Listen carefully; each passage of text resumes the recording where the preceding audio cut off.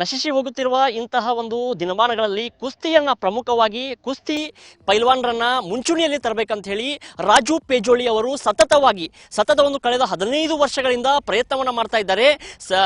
ಮಾಜಿ ಸೈನಿಕ ಅಂತಾನೆ ಹೇಳ್ಬೋದು. ಸೈನಿಕ ಅಂದ್ರೆ ಏನು ಆರ್ಮಿಯಲ್ಲಿ ಸಾಕಷ್ಟು ಕೆಲಸಗಳನ್ನ ಮಾಡಿ ನಿವೃತ್ತಿಯನ್ನು ಪಡೆದುಕೊಂಡು ನಾವು ಯುವಕರನ್ನ ಮುಂದಿನ ಪೀಳಿಗೆಯಲ್ಲಿ ಬೆಳೆಸಬೇಕು, ಕುಸ್ತಿಯನ್ನ ಮುಂಚಿನಲ್ಲಿ ತರಬೇಕು.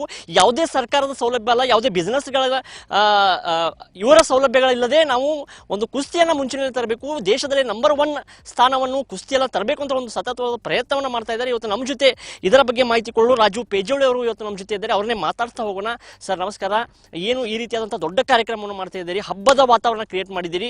ತಾರ್ ಬೈಕ್ ಬುಲೆಟ್ಗಳಂತಹ ಒಂದು ದೇಶದಲ್ಲೇ ನಂಬರ್ 1 ಯಾವ ಸರ್ಕಾರ ಕೂಡ ಮಾಡಿಲ್ಲ, ಯಾವ ಸರ್ಕಾರಿ ಇವರು ಕೂಡ ಮಾಡಿಲ್ಲ, ಯಾವ ಬಿಸ್ನೆಸ್ ಮ್ಯಾನ್ಗಳು ಕೂಡ ಇಲ್ಲ. ಈ ಒಂದು ಇಷ್ಟು ಅಳ್ನಾವರದಲ್ಲಿ ಮಣ್ಣಿನಲ್ಲಿ ಹುಟ್ಟಿ ಈ ಹಳಿಯಾಳ ಈ ಗ್ರಾಮದಲ್ಲಿ ನೀವು ಈ ರೀತಿಯಾದಂತಹ ದೊಡ್ಡ ಕಾರ್ಯಕ್ರಮವನ್ನು ಮಾಡ್ತಾ ಇದ್ದೀರಿ. ಜನರು ಕೂಡ ಮೆಚ್ಚುಗೆಯಲ್ಲಿ ಪಾತ್ರರಾಗಿದ್ದೀರಿ. ಏನು ಹೇಳಕ್ಕೆ ಇಷ್ಟಪಡ್ತೀರಿ?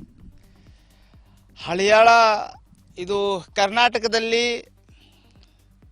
ಹಳಿಯಾಳ ಅಂದರೆ ಹಳಿಯಾಳ, ಕರ್ನಾಟಕ ಅಂದರೆ ಹಳಿಯಾಳ, ಹಳಿಯಾಳ ಅಂದರೆ ಕರ್ನಾಟಕ. ಇಂಥ ಒಂದು ದೇಶದಲ್ಲಿ ಹರಿಯಾಣದಲ್ಲಿರತಕ್ಕಂಥ ಕುಸ್ತಿಪಟುಗಳು, ನಮ್ಮ ಕರ್ನಾಟಕದಲ್ಲಿ ಇರತಕ್ಕಂಥ ಕುಸ್ತಿಪಟುಗಳಲ್ಲಿ ಒಂದು ಹಳಿಯಾಳದ ಕುಸ್ತಿಪಟುಗಳು ಬಹಳ ಹೆಮ್ಮೆ ಪಡುವಂಥ ಒಂದು ಕುಸ್ತಿಪಟುಗಳಾಗಿ ಸಾವಿರಾರು ವರ್ಷಗಳಿಂದ ಬಂದಿರತಕ್ಕಂಥ ಕುಸ್ತಿಯನ್ನು ಉಳಿಸ್ಕೊಂಡು ಬಂದಿರತಕ್ಕಂಥ ನಮ್ಮ ಇದೇ ಹಳಿಯಾಳ ತಾಲೂಕು ಅವರು ಜೊಯ್ಡಾ ಕ್ಷೇತ್ರದ ನಮ್ಮ ದೇಶಪಾಂಡೆ ಸಾಹೇಬರು 25 ವರ್ಷದಿಂದ ಈ ಕುಸ್ತಿಯನ್ನು ಉಳಿಸ್ಕೊಂಡು ಬಂದಿದ್ದಾರೆ. ಹಾಗಾಗಿ ಬಹಳ ಹೆಮ್ಮೆ ಇದೆ. ಈ ಒಂದು ಕುಸ್ತಿಯನ್ನು 25-30 ವರ್ಷದಿಂದ ಹಳಿಯಾಳದಲ್ಲಿದೆ. ಇದು ಕೂಡ ಮುಂಬರುವ ಸಮಯಗಳಲ್ಲಿ ಸತತವಾಗಿ ಉಳಿಬೇಕೆನ್ನತಕ್ಕಂಥ ಉದ್ದೇಶದಿಂದ ಕರ್ನಾಟಕದಲ್ಲಿ ಮುಂಬರುವ ಸಮಯಗಳಲ್ಲಿ ಕರ್ನಾಟಕ ಸರ್ಕಾರ ನಮಗೆ ಬೆಂಬಲ ಮಾಡಬೇಕೆನ್ನತಕ್ಕಂಥ ಉದ್ದೇಶದಿಂದ ಕುಸ್ತಿ ಹಬ್ಬಗಳು 2020-2021ರಲ್ಲಿ ಕುಸ್ತಿ ಹಬ್ಬಗಳಾಗಿದ್ವು. ಈಗ ಕುಸ್ತಿ ಹಬ್ಬಗಳ ಬಂದಾಗಿದ್ದಾವೆ. ಹಾಗಾಗಿ ನಾವು ಈ ಕುಸ್ತಿ ಹಬ್ಬವನ್ನ ಪ್ರಾರಂಭ ಮಾಡುವಂತಹ ವಿಷಯವನ್ನ ಇಟ್ಕೊಂಡು ಇವತ್ತು ಸರ್ಕಾರಕ್ಕೆ ತೋರಿಸಬೇಕು ಈ ಕುಸ್ತಿಯನ್ನ ಹೇಗೆ ಮಾಡ್ತಾರೆ ಅನ್ನತಕ್ಕಂಥ ವಿಷಯವನ್ನ ಇಟ್ಕೊಂಡು ಇವತ್ತು ಇಂಥ ದೊಡ್ಡ ಪ್ರಮಾಣದಲ್ಲಿ ಕುಸ್ತಿಯನ್ನ ನಾವು ಮಾಡ್ತಾ ಇದ್ದೀವಿ. ಇಂತಹ ಡಿಜಿಟಲ್ ಯುಗದಲ್ಲಿ ಸಾಕಷ್ಟು ಯುವಕರು ಕೆಟ್ಟ ಚಟಗಳಿಗೆ ಅಂದರೆ ಕ್ರಿಕೆಟ್ ಆಗಿರ್ಬೋದು, ಆನ್ಲೈನ್ ಗೇಮ್ ಆಗಿರ್ಬೋದು, ಮಟ್ಕ ಆಗಿರ್ಬೋದು, ಗ್ರಾಮೀಣ ಪ್ರದೇಶಗಳಿಗೆ ಮಟ್ಕ ಚಟಕ್ಕೆ ಬಲಿ ಆಗ್ತಾ ಇದ್ದಾರೆ. ಸಾಕಷ್ಟು ಬೇರೆ ಬೇರೆ ಕೆಟ್ಟ ಚಟಕ್ಕೆ ಬಲಿ ಆಗ್ತಾ ಇದ್ದಾರೆ. ನೀವು ಒಂದು ಕುಸ್ತಿಯನ್ನು ಈ ಮುಂಚಿನಲ್ಲಿ ತರ್ತಾ ಇದ್ದೀರಿ, ಯುವಕರಲ್ಲಿ ಒಂದು ಉತ್ಸಾಹವನ್ನು ತರ್ತಾ ಇದ್ದೀರಿ. ಕಬಡ್ಡಿ ಆಗಿರ್ಬೋದು, ಲಾಸ್ಟ್ ಟೈಮ್ ಪ್ರೋ ಕಬಡ್ಡಿಯಲ್ಲಿ ಸುಶೀಲ್ ಕುಮಾರ್ ಅವರಿಗೆ ಕೂಡ ಬೆಂಬಲವನ್ನು ಸೂಚಿಸಿದಿರಿ, ಅವರು ಕೂಡ ಮುಂಚಿನಲ್ಲೇ ಬಂದರು. ಈಗ ಇಷ್ಟೆಲ್ಲ ಬೆಂಬಲವನ್ನು ಸೂಚಿಸ್ತಾ ಇದ್ದೀರಿ, ಯುವಕರಿಗೆ ಏನು ಹೇಳಕ್ಕೆ ಇಷ್ಟಪಡ್ತೀರಿ?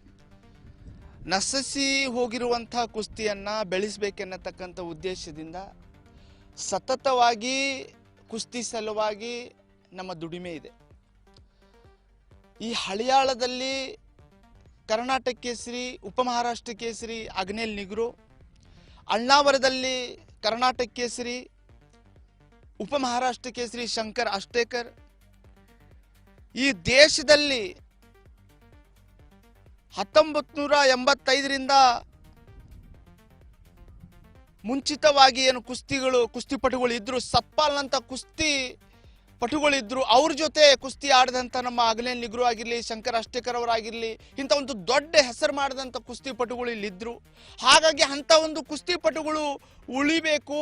ಈ ಕೆಟ್ಟ ಚಟಕ್ಕೆ ಏನು ಬಲಿ ಆಗ್ತಾ ಇದ್ದಾರೆ ಯುವ ಪೀಳಿಗೆ, ಇವರೆಲ್ಲರನ್ನೂ ಒಂದು ಕುಸ್ತಿಯ ಮಾರ್ಗವಾಗಿರಲಿ, ಒಂದು ಖೋಖೋ ಮಾರ್ಗವಾಗಿರಲಿ, ಒಂದು ಕಬಡ್ಡಿಯ ಮಾರ್ಗವಾಗಿರಲಿ, ಒಂದು ಟೆನ್ನಿಸಿನ ಮಾರ್ಗವಾಗಿರಲಿ, ಒಂದು ಸ್ವಿಮ್ಮಿಂಗಿನ ಮಾರ್ಗವಾಗಿರಲಿ, ಈ ಮಾರ್ಗವನ್ನು ತೋರಿಸಿಕೊಡುವಂಥ ಉದ್ದೇಶದಿಂದ ಇಂಥ ಒಂದು ದೊಡ್ಡ ಕಾರ್ಯಕ್ರಮಗಳನ್ನು ಮಾಡ್ತಾ ಇದ್ದೀವಿ. ಕುಸ್ತಿ ಅಂತ ಅಷ್ಟೇ ಅಲ್ಲ, ಖೋಖೋ ಕೂಡ ಮಾಡಿದ್ದೀವಿ, ಕಬಡ್ಡಿ ಮಾಡಿದ್ದೀವಿ, ವಾಲಿಬಾಲ್ ಮಾಡಿದ್ದೀವಿ. ಮುಂಬರುವ ಸಮಯಗಳಲ್ಲಿ ಏನು ಒಂದು ಕುಸ್ತಿ ದೊಡ್ಡ ಪ್ರಮಾಣದಲ್ಲಿ 4ರಿಂದ 5 ಕೋಟಿ ರೂಪಾಯಿ ನಾವು ಖರ್ಚು ಮಾಡ್ತಾ ಇದ್ದೀವಿ.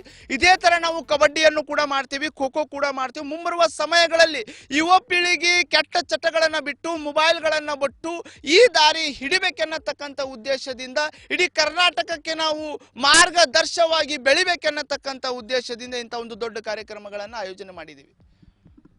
ದೇಶದಲ್ಲೇ ನಂಬರ್ 2ನೇ ಸ್ಥಾನ, ಯುವಕರ ಆತ್ಮಹತ್ಯೆಗೆ ಭಾರತವೇ ನಂಬರ್ 1 2ನೇ ಸ್ಥಾನ ಇದೆ. ಇವೆಲ್ಲವೂ ಕೆಟ್ಟ ಚಟಕ್ಕೆ ಬಲಿಯಾಗಿ ಯುವಕರು ಆತ್ಮಹತ್ಯೆಯನ್ನು ಮಾಡ್ಕೊಳ್ತಾ ಇದ್ದಾರೆ, ಕೆಟ್ಟ ಚಟಗಳನ್ನು ಕಲಿತಾ ಇದ್ದಾರೆ, ಆನ್ಲೈನ್ ಗೇಮ್ಗಳನ್ನು ಆಡ್ತಾ ಇದ್ದಾರೆ. ಇವೆಲ್ಲವೂ ಕೂಡ ಹೋಗಲಾಡಿಸಬೇಕು. ನನಗೆ ಯಾವುದೇ ರೀತಿಯಾದಂತಹ ದುರುದ್ದೇಶ ಇಲ್ಲ, ಯಾವುದೇ ಸರ್ಕಾರದಿಂದ ಸೌಲಭ್ಯಗಳನ್ನ ಪಡಿತಾ ಇಲ್ಲ, ಯಾವುದೇ ಬಿಸ್ನೆಸ್ ಮ್ಯಾನ್ಗಳಿಂದ ಸೌಲಭ್ಯವನ್ನು ಪಡಿತಾ ಇಲ್ಲ. ಏನೋ ಒಂದು ಕ್ರೀಡೆಯನ್ನು ಮುಂಚೂಣಿಯಲ್ಲಿ ತರಬೇಕು, ಯುವಕರನ್ನ ಒಳ್ಳೆಯ ದಾರಿಯಲ್ಲಿ ತರಬೇಕು, ಯುವಕರ ಮಾನಸಿಕವನ್ನ ಹಿಂಸೆಯನ್ನ ನಾನು ಹೋಗಲಾಡಿಸಬೇಕು. ಇಂಥ ಒಂದು ಕ್ರೀಡೆಯನ್ನ ಕುಸ್ತಿಯನ್ನ ಬೆಳೆಸಬೇಕು, ಉಳಿಸಬೇಕು.